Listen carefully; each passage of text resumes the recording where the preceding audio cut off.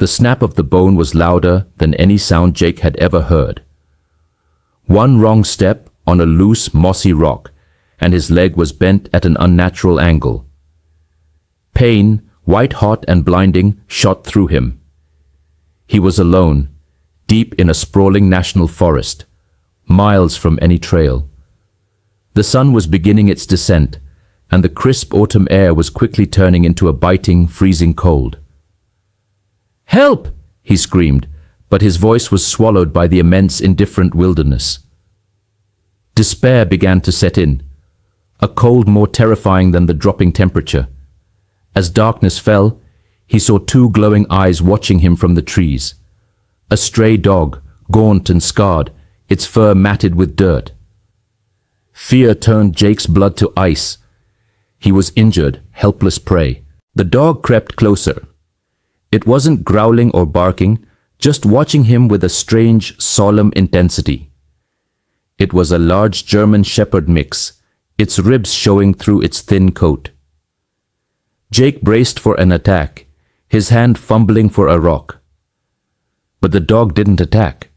It laid down a few feet away, its head on its paws, never taking its eyes off him. It was as if it understood. Throughout the night, as Jake shivered uncontrollably, drifting in and out of consciousness, the dog stayed. It was a silent, loyal sentinel in the terrifying darkness. When morning came, Jake was weaker, his legs swollen and purple. The dog stood up, nudged Jake's hand with its cold nose, and then let out a single, low whine. Then it did something that defied all logic. It turned and ran back into the forest, disappearing from sight. Jake's heart sank. His one strange companion had abandoned him. But an hour later he heard voices, faint at first, then growing louder.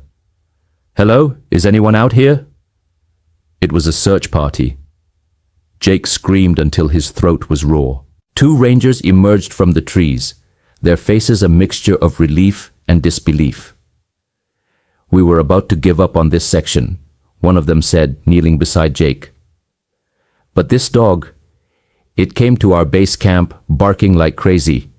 It wouldn't stop. It led us straight to you."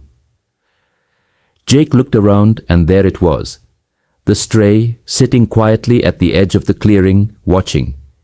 It had not abandoned him. It had gone for help. As the rangers prepared a makeshift stretcher, one of them threw the dog a piece of jerky. The dog ate it gratefully, but its eyes remained fixed on Jake. Jake was airlifted to a hospital and made a full recovery.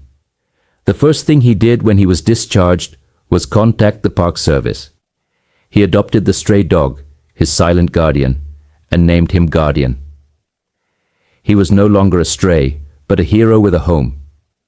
Sometimes hope doesn't come from a rescue helicopter or a search party.